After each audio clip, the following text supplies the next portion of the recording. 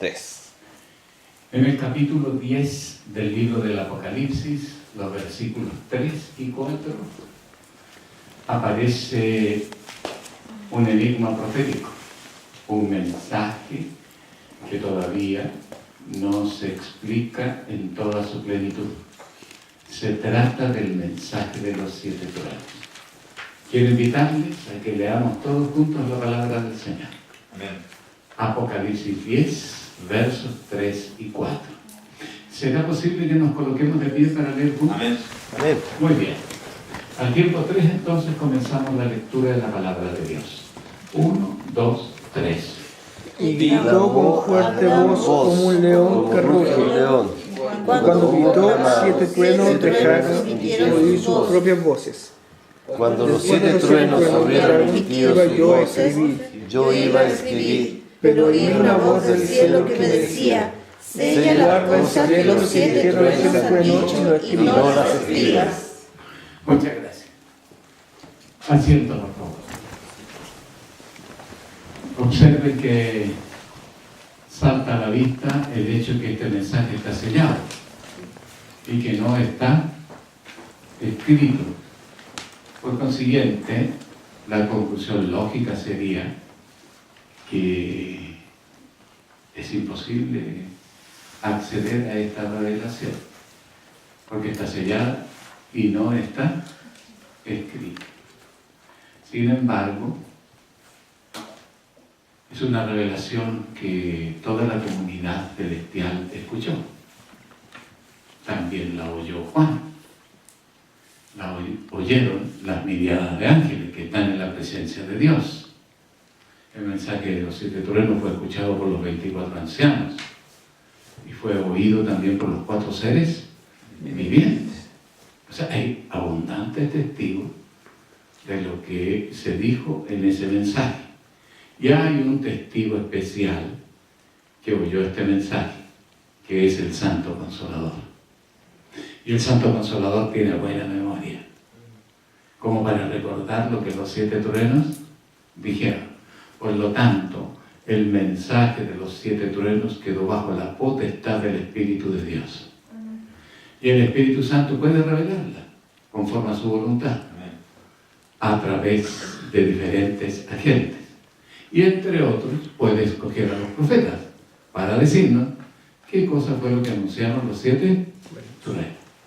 Me parece, hermano, que si nosotros tomamos en cuenta 4 aspectos de esta revelación, se nos haría más fácil entender el mensaje de los 7 truenos. ¿Cuáles son estos 4 aspectos? Primero, identificar quién es el ángel que está clamando. Segundo, determinar en qué consiste su clamor. ¿Qué está pidiendo? Tercero, identificar quién es el que responde en la figura profética de 7 truenos. Es obvio entender que alguien habló. Y cuarto, ¿qué fue lo que dijo en ese mensaje? Identidad del ángel, en qué consiste el clamor, quién fue el que habló en la figura de 7 truenos y quién fue lo que dijeron los 7 truenos. Es una tarea a la que nos vamos a abocar en este segmento del estudio de esta mañana. Comencemos con el primero de estos 4 puntos, a ver si al término de los 4 se nos aclara más el tema de los 7 truenos. ¿Quién es el ángel que clama como ruge un león? El versículo 1 de Apocalipsis capítulo 10 señala claramente que el ángel está acompañado por un vocablo que se usa exclusivamente para Dios. Se trata del vocablo fuerte o todopoderoso. Vi descender del cielo a otro ángel fuerte, todopoderoso. Esta expresión se usa en el nombre de Jesucristo Isaías 9:5. Isaías 9:5 dice, porque un niño nos es nacido, hijo nos es dado, y el principado sobre sus hombros, y será su nombre, admirable, consejero. ¿Y qué dice ahí? Dios fuerte, Padre eterno, príncipe de paz. Dios fuerte. Ahí está la expresión que se adjudica al ángel fuerte. Jesucristo es Dios todopoderoso. Alabado sea el Señor. Amén.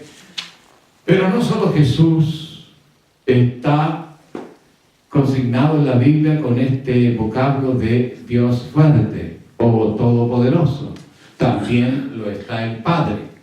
En Apocalipsis capítulo 4, verso 8, se dice claramente que los ángeles cantan: Santo, Santo, Santo es el Señor Dios todopoderoso o fuerte. Fíjate, entonces, la expresión fuerte se aplica al Padre y se aplica al Hijo. Pero también es obvio entender que si es un adjetivo que se aplica a la deidad, el Espíritu Santo también puede recibir esta designación. El Espíritu Santo es todopoderoso. Puede ser fuerte o un ángel fuerte. Observe que la expresión ángel fuerte es una expresión que se aplica a Dios, o al Padre, o al Hijo, o al Espíritu Santo. Lo que tenemos que identificar ahora, si este ángel fuerte que está aquí en Apocalipsis 10 es el Padre, es el Hijo o es el Espíritu Santo. Tenemos un argumento bíblico para poder identificar quién es este ángel fuerte. Ese argumento está en Apocalipsis capítulo 5. Abra su Biblia en el capítulo 5 de Apocalipsis. Allí, en el primer versículo, se ve a Dios el Padre sentado en el trono de gracia. Dios el Padre tiene un libro en la mano. Este libro está escrito por dentro y por fuera. Y de Dios el Padre, ya lo anunciamos, los 4 seres vivientes cantaron en el verso 8, Santo, Santo, Santo es el Señor Dios todopoderoso. Ahí está una de las personas de la deidad, Dios el Padre, con un libro, el libro de los 7 sellos.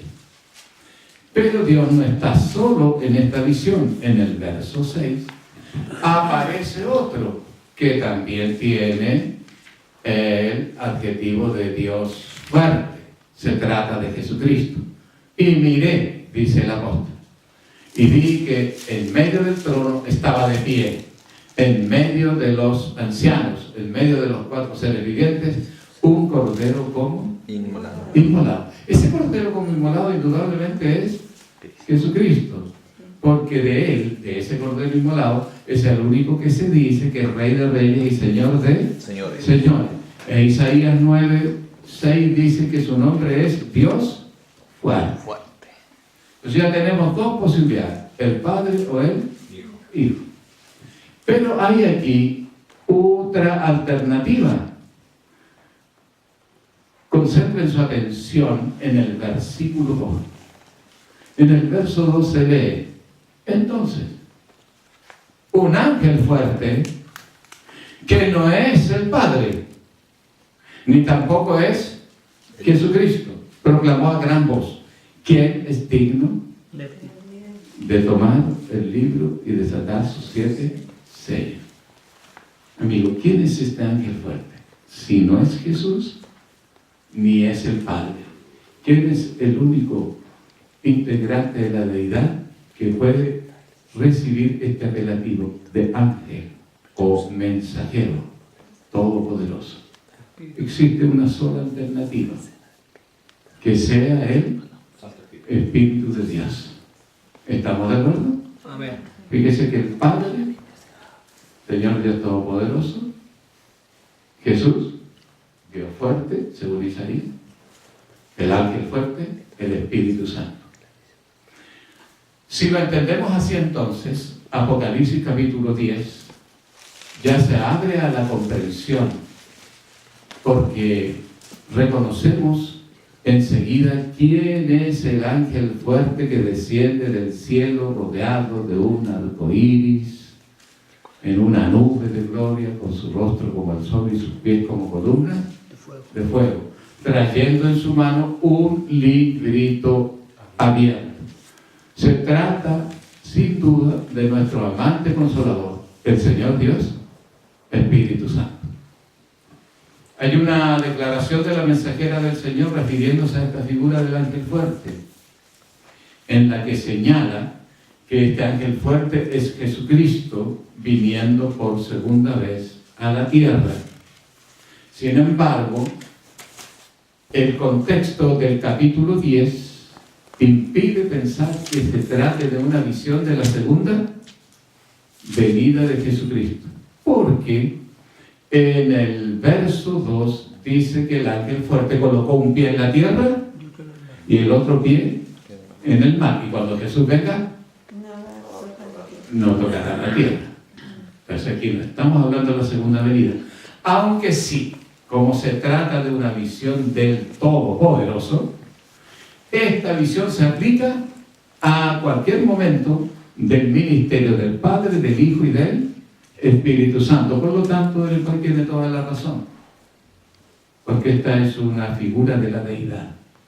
Pero, hilando un poco más fino, reconocemos que se trata de el Espíritu de Dios, sin dejar de entender que también se trata de la persona de Cristo, o de la persona de Dios el Padre, que también tiene el rostro como sol, y también sus pies son como columnas de fuego. Pero aquí vamos a entender ahora que se trata del Espíritu Santo. El Espíritu Santo ha descendido a la tierra con asombrosas señales luminosas marcadas por los siguientes agentes: el cielo, la nube, el rostro como el sol, el arco iris y los pies como columnas de fuego. Y trae un séptimo agente luminoso en la mano, una antorcha encendida, un libro. Y digo antorcha porque me refiero a la figura que aparece en Pedro, donde se dice, 2 de Pedro, capítulo 1, verso 19, tenemos también la palabra profética más segura, a la cual hacemos bien el estar atentos como a una antorcha que alumbra el lugar oscuro. Es decir, la palabra del Señor es una antorcha. Aquí el Espíritu Santo viene con una antorcha y se la trae a la iglesia para que esta antorcha ilumine a la iglesia, especialmente del tiempo del fin. Resuelto el primer enigma, entonces, y la convicción de que el ángel todopoderoso, el mensajero todopoderoso que desciende del cielo es el Espíritu Santo, pasemos a descifrar el segundo enigma. Dice en el verso 3 que el ángel fuerte clamó como ruge un león.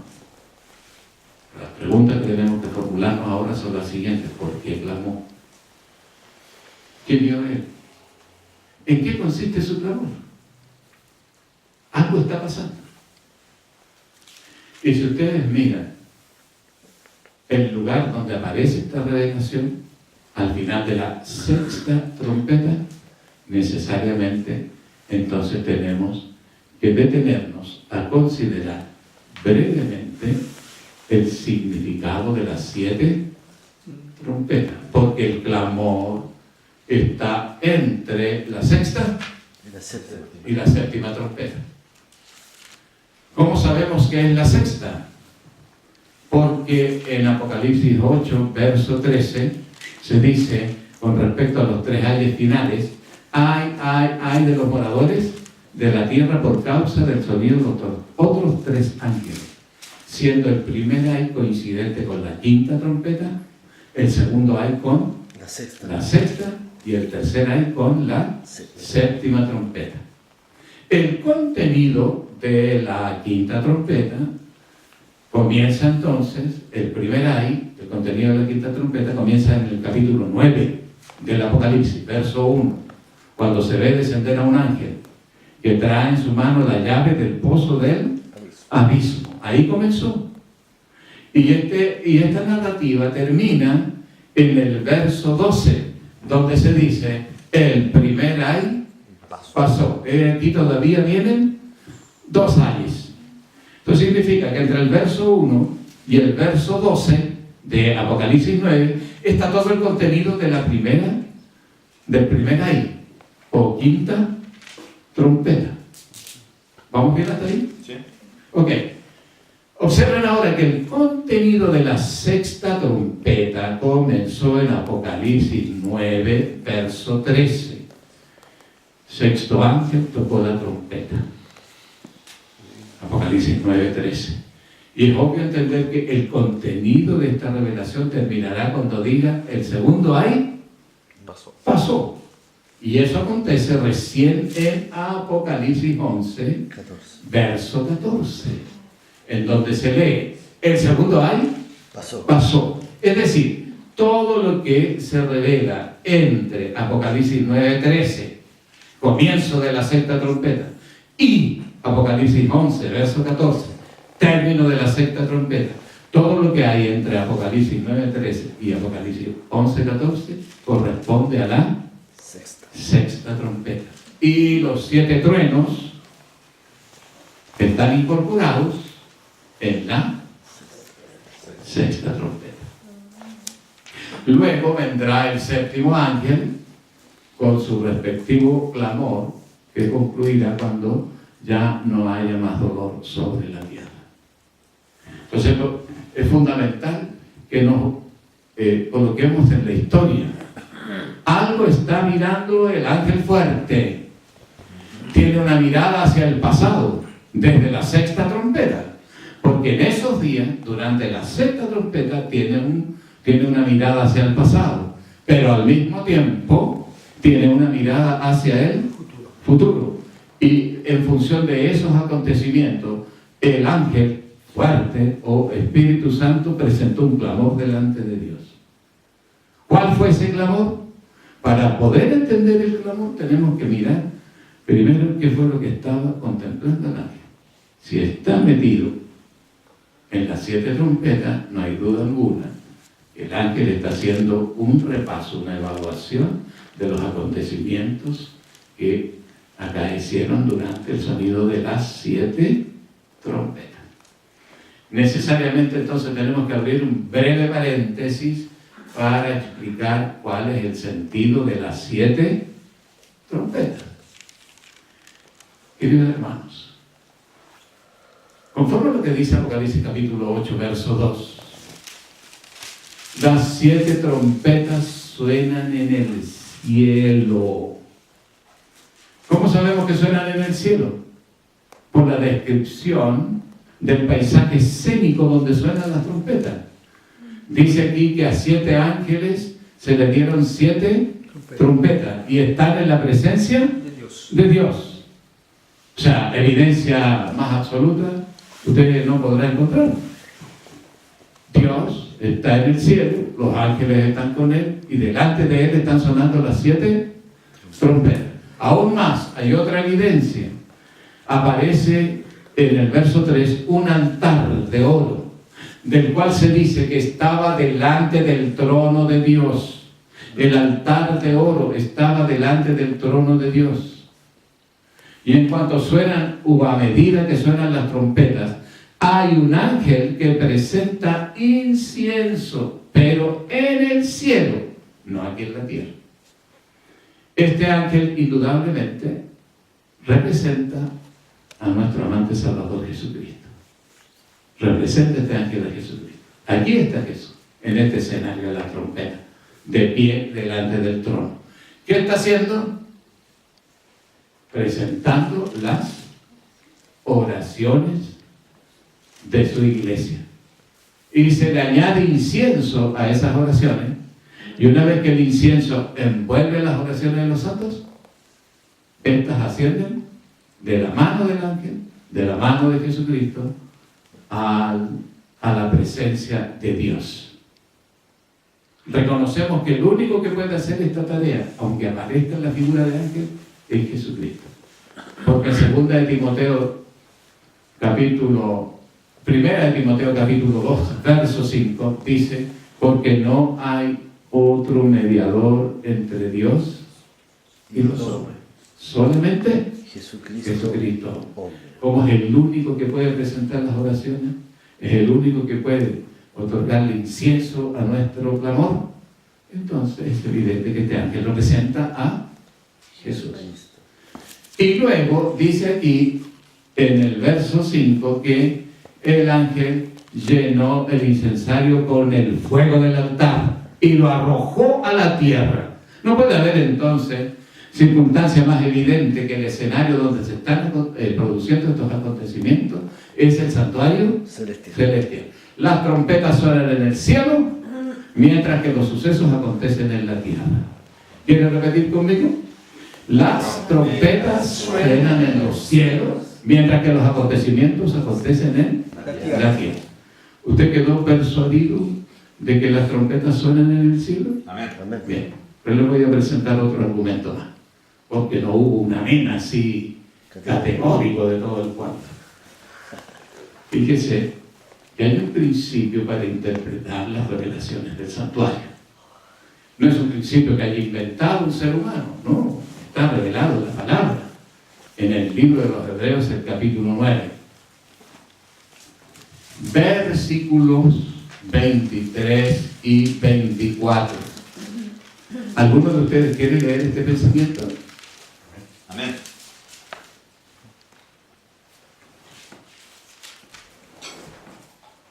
Fue pues necesario que las figuras de las cosas celestiales fuesen purificadas con estas cosas, pero las cosas celestiales mismas con mejores sacrificios que estos, porque no entró Cristo en el santuario hecho de mano, figura del verdadero, sino en el mismo cielo para presentarse ahora por nosotros en la presencia de Dios.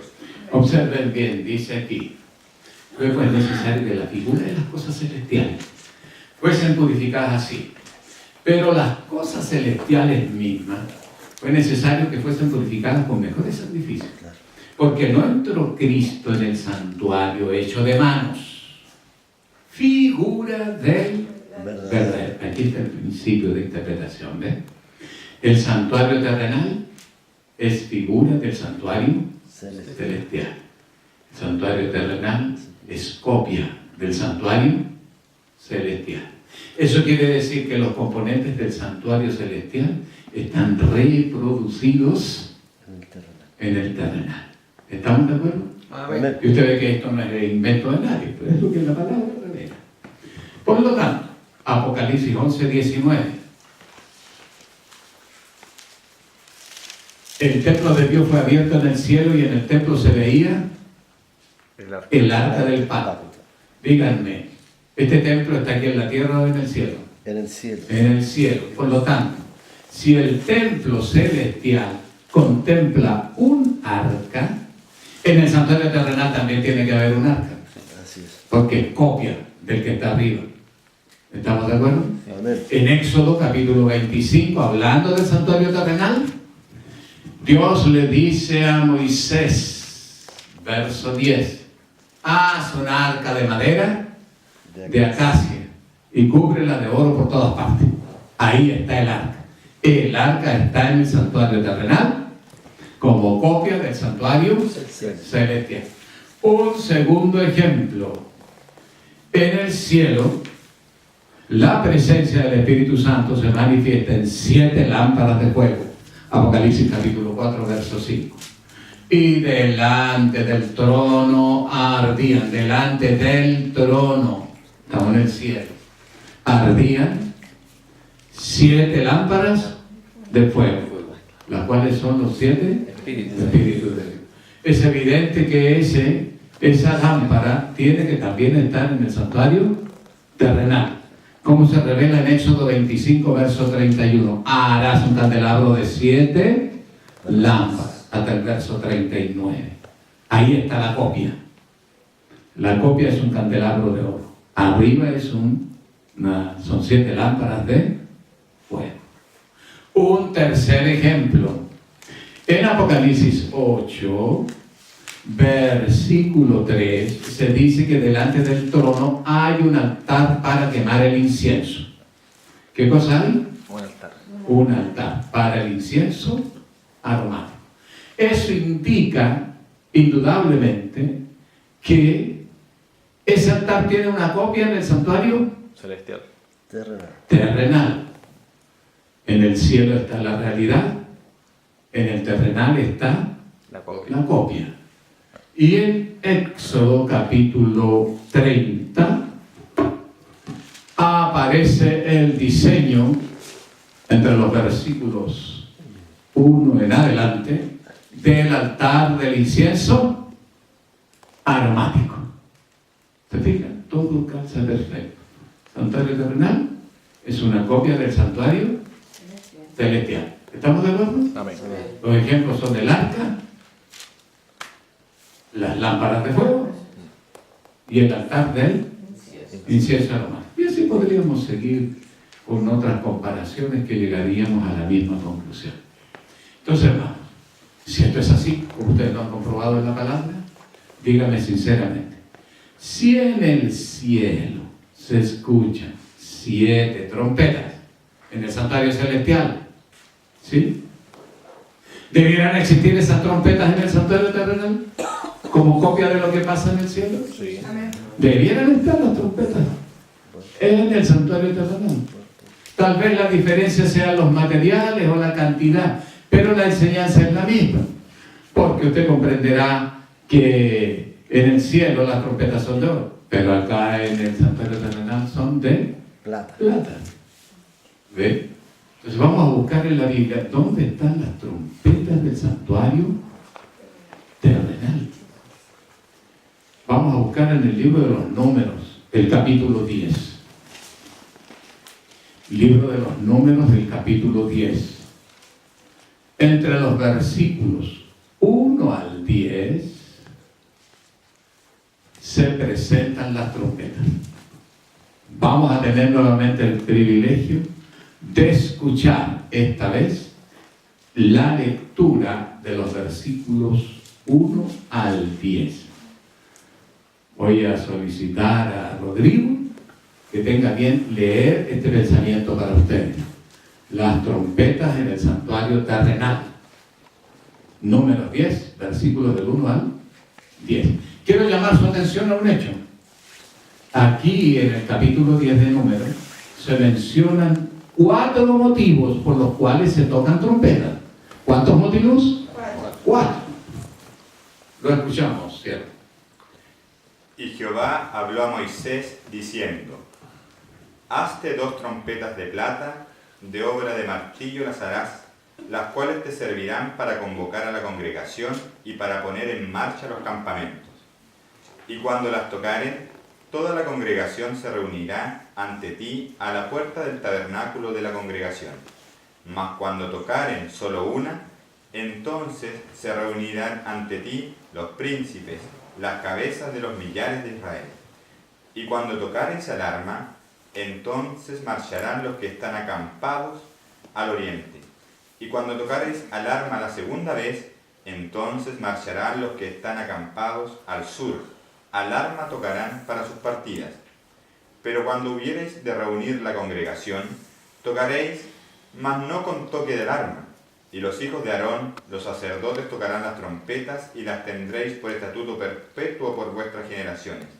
Y cuando saliereis a la guerra en vuestra tierra contra el enemigo que os molestare, tocaréis alarma con las trompetas, y seréis recordados delante de Jehová vuestro Dios, y seréis salvos de vuestros enemigos. Y en el día de vuestra alegría, y en vuestras solemnidades, y en los principios de vuestros meses, tocaréis las trompetas sobre vuestros holocaustos y sobre los sacrificios de vuestras ofrendas de paz, y os serán por memoria delante de vuestro Dios, yo Jehová vuestro Dios. Gloria al Señor. Amén. 4 motivos.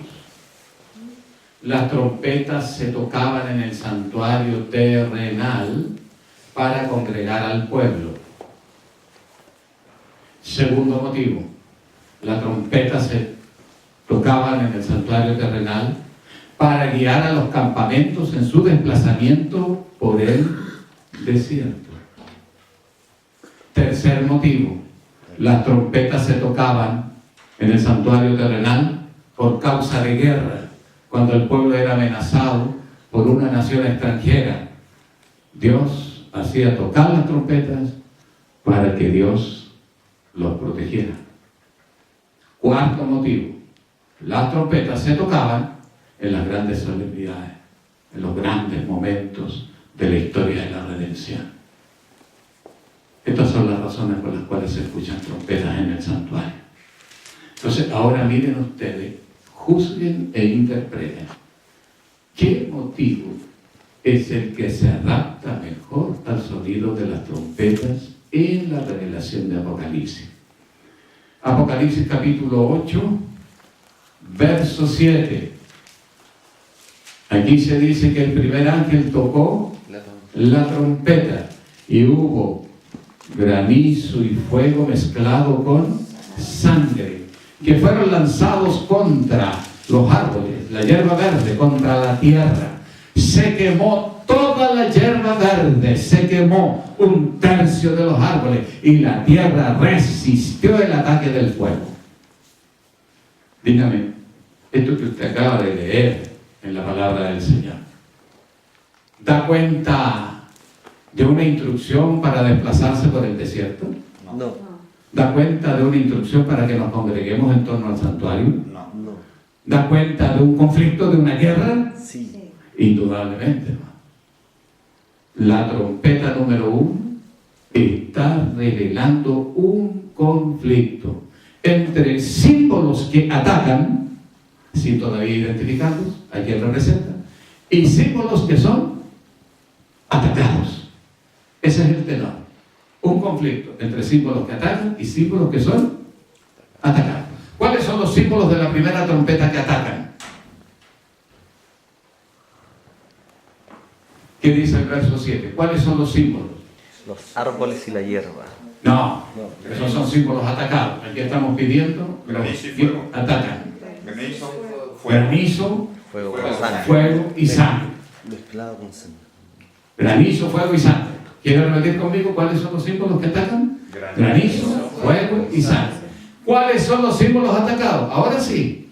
Los árboles y Los árboles, la hierba la ¿y qué más? La tierra. Y la tierra.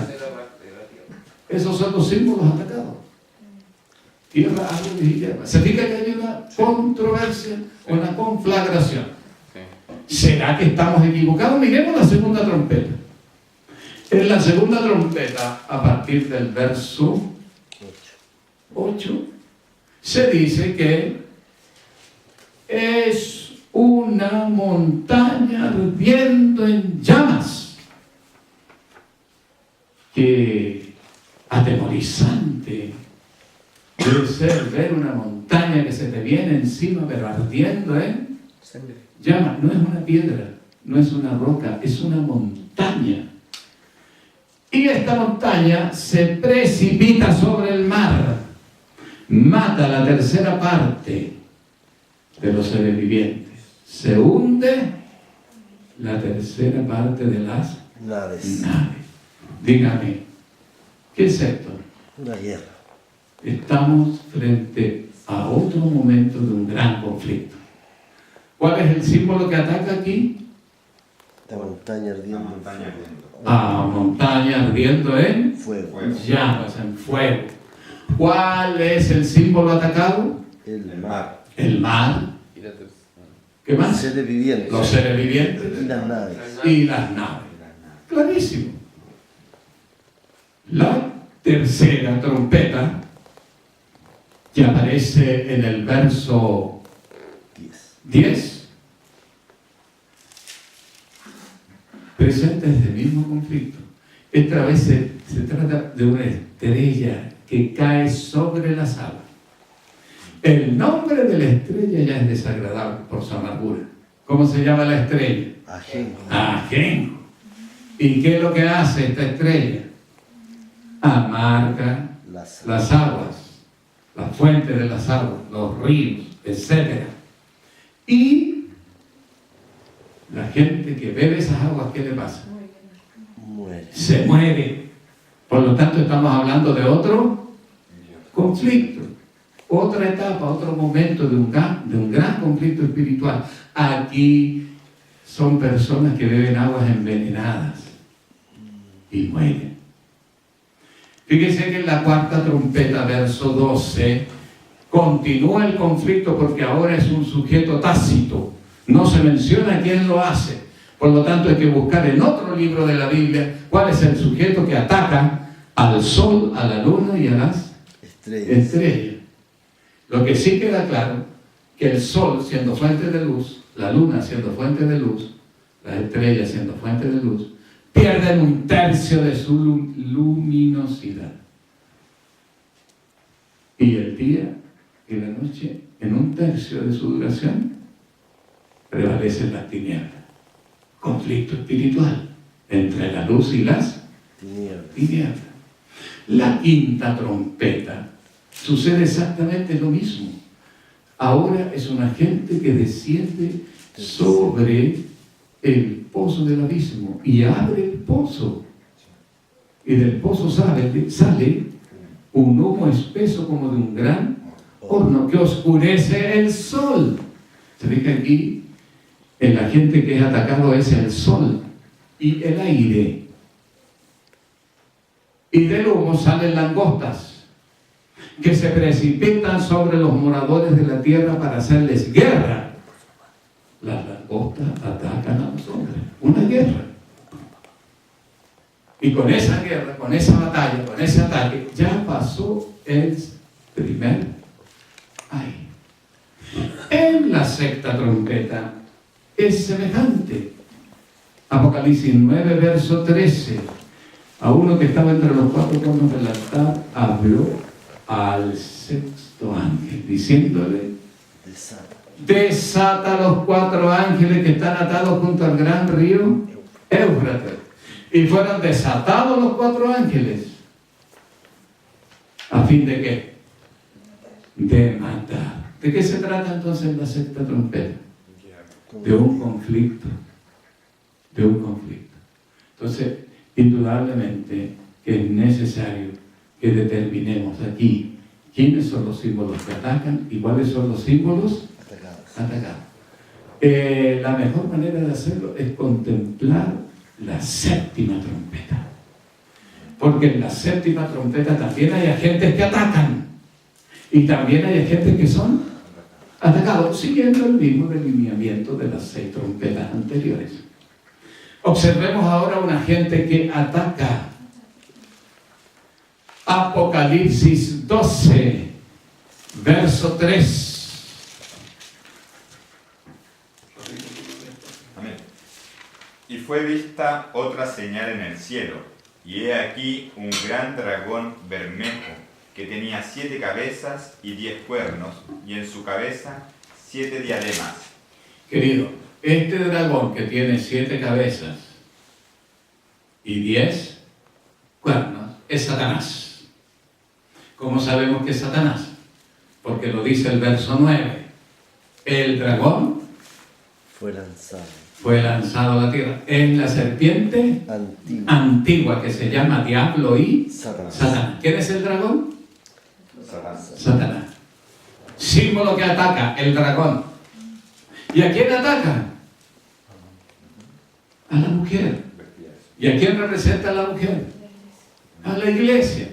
Aquí se está diciendo entonces que el símbolo atacante es el diablo y el atacado es la iglesia. Verso 17. El dragón se llenó de ira contra la mujer y se fue a hacer guerra contra el remanente de la descendencia de ella, los que guardan los mandamientos de Dios y tienen el testimonio de Jesucristo. Usted ve claramente entonces que el símbolo que ataca es el dragón.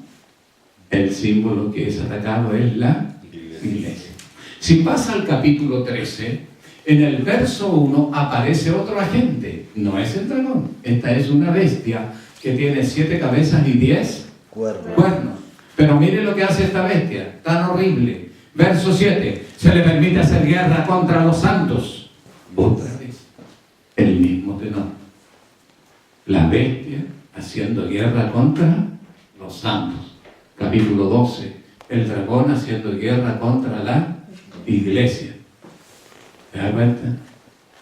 Mire esto otro ahora. Apocalipsis 13:11.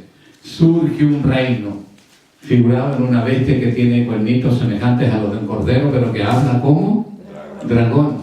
Es decir, esta bestia, que cuando habla como dragón, persigue a los siervos de Dios. ¿Y cómo los persigue?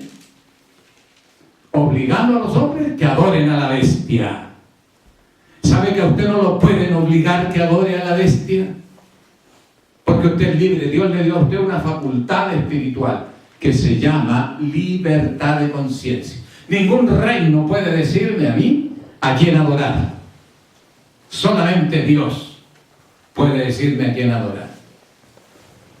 Si usted lo entiende, Dios lo dice así: adora a aquel que hizo el cielo, la tierra, el mar y la fuente de las aguas. Entonces, Dios me habla en su palabra para pedirme que adore al Creador. Porque tanto yo no puedo aceptar que ningún reino me diga: oye, no, tú no adores al Creador, adora a la bestia. Eso es imposible, mi querido hermano. Entonces, aquí hay un ataque de esta bestia contra los que adoramos al Creador. Y para terminar la secuencia de ilustraciones, aquí en Apocalipsis 13:15 se dice que se le permitió infundir aliento a la imagen de la bestia, un poder religioso, el cual, la imagen de la bestia, hablará. Y miren lo que dice: hará matar al que no la adore. O sea, por una parte está la imagen de la bestia que obliga a adorar a la bestia, y por otra parte están los que no queremos adorar a la bestia ni a su imagen. Por lo tanto, se dictará decreto de muerte contra nosotros. Conclusión: las trompetas hablan de la historia de la iglesia, de los ataques que ha experimentado la iglesia a través de los siglos. Así, por ejemplo, en la primera trompeta, los símbolos atacados son la hierba, los árboles y la tierra. Y estos 3 símbolos debieran representar entonces ¿a quiénes? A la iglesia. Al pueblo de Dios, a la iglesia. Comprobemos en la Biblia si esto es así. Dediquémonos a escudriñar, por ejemplo, el símbolo de árbol. Isaías 61:3. Es necesario que le diga, lea cada vez. Lea. Isaías 61:3.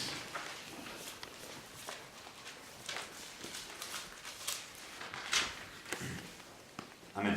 Para ordenar a los que hacen duelo en Sión, para darles gloria en lugar de ceniza, óleo de gozo en lugar de luto, manto de alegría en lugar del espíritu angustiado, y serán llamados árboles de justicia, plantío de Jehová, para que Él sea glorificado.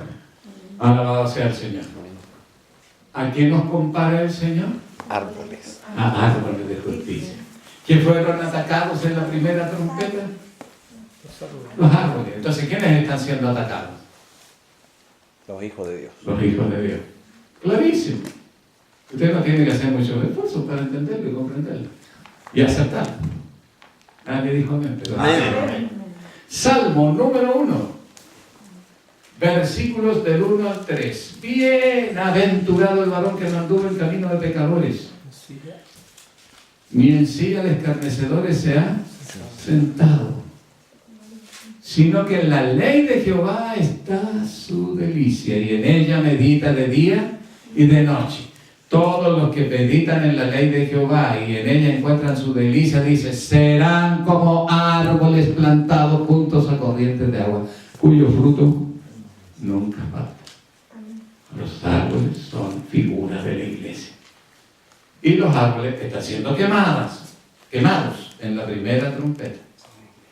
Pero no solamente los árboles, también está siendo quemada la hierba verde. Y necesitamos preguntarle al Señor, ¿qué representa la hierba verde? Si usted va a Mateo capítulo 13 y lee los versículos 19 y 20, nos pueden ayudar a entender quién es la hierba y comparar por qué la hierba se quema toda, en cambio los árboles solo un tercio. Mateo 13, 19 y 20. Cuando alguno oye la palabra del reino y no la entiende, viene el malo y arrebata lo que fue sembrado en su corazón. Este es el que fue sembrado junto al camino. Y el que fue sembrado en pedregales, este es el que oye la palabra y al instante la recibe con gozo.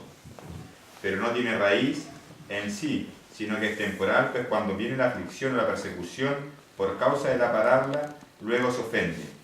Y el que fue sembrado entre espinos, este es el que oye la palabra, pero el afán de este mundo y el engaño de las riquezas ahogan la palabra y se hace infructuosa. ¿Se fija aquí? La hierba escucha la palabra, tiene poca raíz. Pero ¿cuál es el problema de la hierba? Que escuchó la palabra, que la agrada, pero no hay problema entre la hierba y la palabra de Dios. El conflicto es la prueba. Cuando viene la tribulación, ¿cómo supo Jesús que la hierba iba a ser atribulada? Que los creyentes que tienen poca raíz en la palabra en su corazón iban a ser perseguidos. Es evidente que el Señor lo supo o lo sabe porque Él es Dios. Y Él entendió que cuando viniera el sonido de la primera trompeta, todos los creyentes que tenían poca profundidad en su raíz iban a ser atribulados y terminarían olvidándose del Evangelio. Con excepción de 2/3 de los árboles que resistieron el fuego de la prueba, entre los cuales estaban los apóstoles. Primera de Pedro 4:12, hablando del fuego que consumiría la iglesia, Pedro dijo: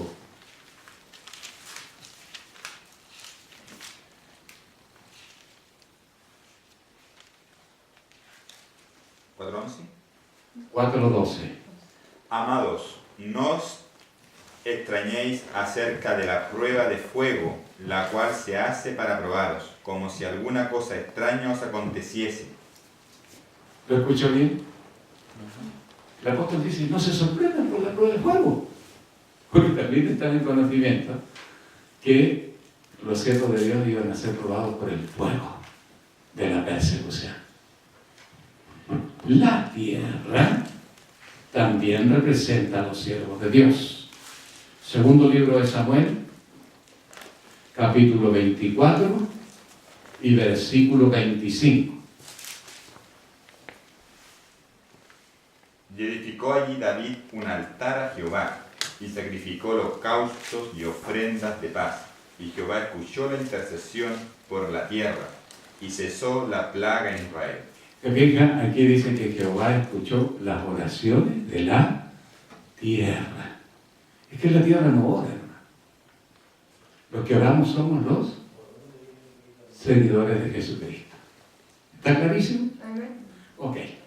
Entonces, ahora, en estas circunstancias, ya que usted entiende cuál es el sentido de las 7 trompetas, podemos entender el clamor del ángel fuerte, el cual es el Espíritu Santo.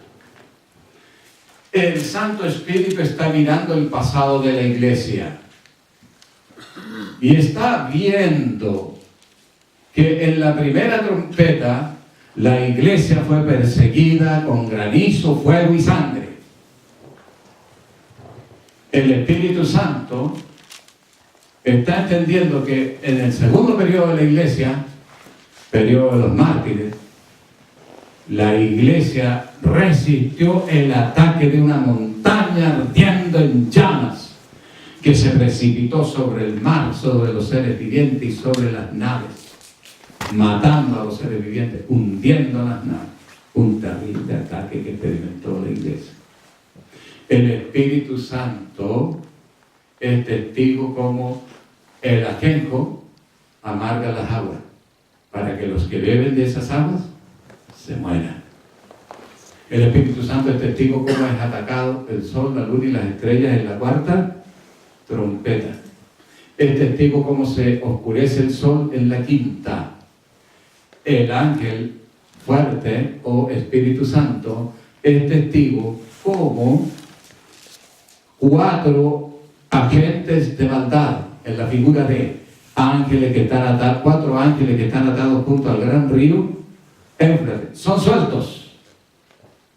Y cuando los 4 ángeles son sueltos, no es para hacer obra misionera e ir a visitar a los hermanos que están en aflicción.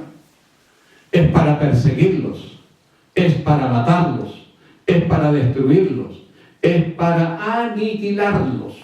Porque la sexta trompeta es el periodo más cruel de los 7 de toda la historia del cristianismo. Aquí en este periodo, el instrumento de tortura que se usó con mayor frecuencia fue la hoguera, para quemar a una persona viva. Si hoy día resulta terrible ver que una persona se quema en una hoguera, piense usted cómo de horrible fue cuando muchas personas fueron quemadas por este método. Y muchas significan millones de personas. Según los historiadores proclives al poder que originó estas matanzas, dicen que fueron 10 millones. Historiadores independientes hablan de 60 millones. Otros, quizás con un acento más exagerado, hablan de más de 100 millones. Sean 10, sean 60, sean 100 millones los quemados. Es un método pavoroso que se usó contra la Iglesia. ¿Qué quiere que haga el Espíritu Santo en esta circunstancia histórica? ¿Qué quiere que haga? ¿Que aplauda? Imposible. ¿Que felicite a los 4 ángeles que mataron a millones de cristianos? Imposible. Aquí el ángel tiene que tomar una actitud a favor de los que sufren. Y la Biblia dice cuál es la actitud que el Espíritu Santo tomó. Y la vamos a mirar enseguida. Toda esta historia de las 7 trompetas también está en el libro del Apocalipsis, en el libro de Daniel, en el capítulo 8. Toda esta historia, esta larga historia de tragedias, de muerte, de persecución, está escrita en la Biblia, en Daniel capítulo 8.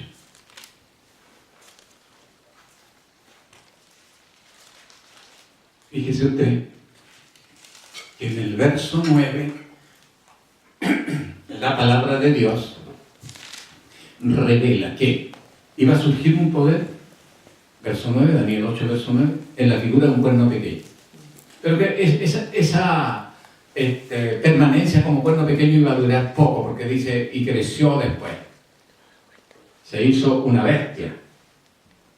¿Y qué hizo esta bestia? Dice aquí, verso 10, que se alzó contra el ejército de Jehová, y parte del ejército de las estrellas las pisoteó. O sea, aquí hay un acento contra la iglesia, porque se mete el ejército de Jehová, pisoteado por esta bestia.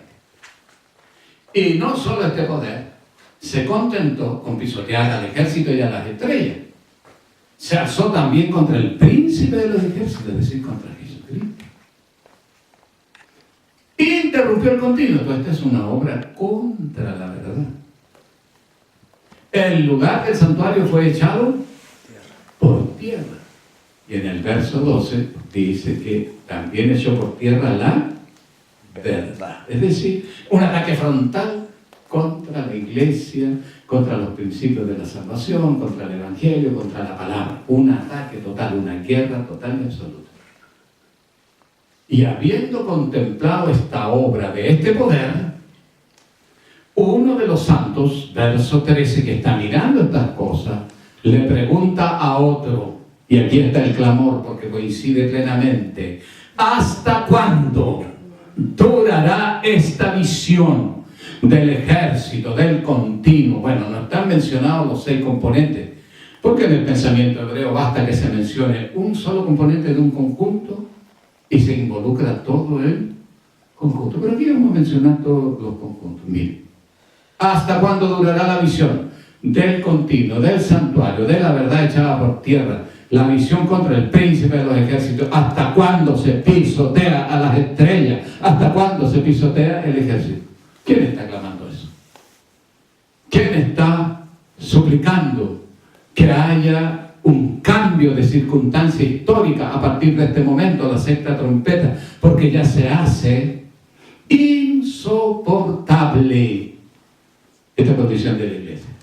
No hay duda alguna que hay alguien que nos representa delante de Dios el Padre. Amén. Y este alguien es el Espíritu Santo, que clama a Dios diciéndole: Padre, ¿hasta cuándo? ¿Hasta cuándo los inicuos se levantan contra tu pueblo? ¿Hasta cuándo los impíos asolan tu iglesia? Ponga usted las palabras que quiera, porque en el fondo es lo mismo. El Espíritu Santo, en la figura del ángel fuerte, está clamando por nosotros. Si usted no tenía idea que el Espíritu Santo intercede por nosotros, puede leer Romanos capítulo 8, verso 29. ¿Y qué hemos de pedir como conviene? No lo sabemos. Pero el Espíritu Santo intercede por nosotros con gemidos indecibles. Porque el Espíritu Santo está clamando con gemidos indecibles para que se pare esta historia, pero que ya son demasiados muertos. Desde la primera a la sexta trompeta son demasiados muertos, que no es un muerto, no es solamente Esteban. Los mártires del Imperio Romano fueron millones de personas. Los mártires del romanismo papal fueron millones de personas. Entonces, esta historia hay que ponerle un término, sobre todo la de la sexta trompeta, las de los 4 ángeles. ¿Hasta cuándo? Querido, se ve que hubo una respuesta, porque en Apocalipsis capítulo 7 aparecen en el escenario terrenal 4 legiones de ángeles. 4 ángeles se pusieron de pie en los 4 ángulos de la tierra. ¿Para qué? Para detener, para frenar, para impedir la obra de los 4 vientos de la tierra que estaban desolando a la iglesia. Fueron al final de la sexta trompeta enviadas legiones de ángeles a los 4 ángulos de la tierra, porque ya este conflicto se estaba haciendo universal. Y antes que la iglesia desapareciera por obra del diablo, el tiempo de tribulación de la sexta trompeta fue acortado, porque si esos tiempos de la tribulación no hubieran sido acortados, nadie hubiera sido salvo. Entonces el Señor intervino en la historia y detuvo los vientos de la persecución. Además de esto, descendió el Espíritu Santo en la figura de un ángel que traía, estamos en el verso 2 del capítulo 7 de Apocalipsis, que traía el sello del Dios vivo en la mano y clamó, ordenó a los 4 ángeles, estos 4 ángeles de la sexta trompeta, que le estaban haciendo daño a la iglesia, a punto de extirparla del mundo. Le ordenó lo siguiente: no hagáis más daño, se acabó, no hagáis más daño, ni a la tierra, ni al mar, ni a los árboles. La lista podría haber sido más larga, podría haber incluido a la hierba, podría haber incluido a las aguas, podría haber incluido al sol, la luna y las estrellas, podría haber incluido a los siervos de Dios durante la quinta trompeta, etcétera, etcétera. Pero reitero que para el pensamiento hebreo no es necesario nombrar todos los elementos de un conjunto. Con que usted nombre 2 o 3 elementos de este conjunto, ya se subentiende que está involucrado todo el conjunto.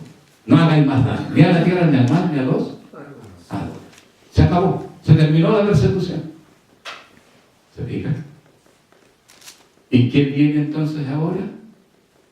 Un periodo de paz que comenzó en el año 1844 con el sonido de la séptima trompeta.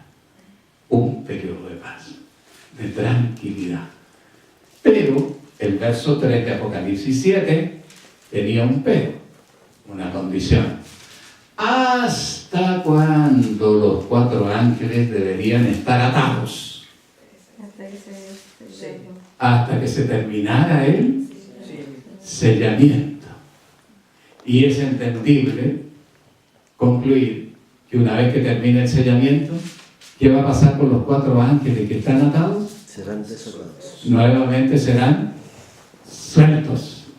Pero ahora se van a precipitar contra la iglesia que guarda los mandamientos, No. contra la iglesia que tiene el testimonio de Jesucristo, contra la iglesia que guarda la verdad, contra la iglesia que predica el Evangelio eterno. Se van a precipitar, tal como lo dice Apocalipsis 12, 17. Y el diablo se llenó de ira contra la mujer y se fue a hacer guerra contra el resto de la descendencia de ella, como se dice de la bestia. Se le permitió hacer guerra contra los santos y vencerlos, como lo dice de la bestia que tiene cuernitos semejantes a los de un cordero, pero habla como dragón, que obligará al mundo a adorar a la bestia, como se dice también de la imagen de la bestia, que hará matar a todo aquel que no la adore. Nuevamente el conflicto se desata en términos de persecución contra la iglesia. Pero es obvio entender que falta ahora la respuesta. Alguien habló en la figura de 7 truenos y algo importante dijo. Yo quiero pensar que ustedes quieren saber quién fue el que habló y qué fue lo que dijo. ¿Estoy claro? Amén. ¿Usted quiere saber? Amén. Ya, pues, los espero después del lunch. Bien. Pero lógico, usted quiere. ¿Ah? Toda la parrilla al tiro nomás. ¿Ah? Nos encontramos después de almuerzo Amén. para continuar con este tema. Ya está resuelto. Hay alguien que está clamando, ¿no es cierto? Sí. Y está clamando a favor de la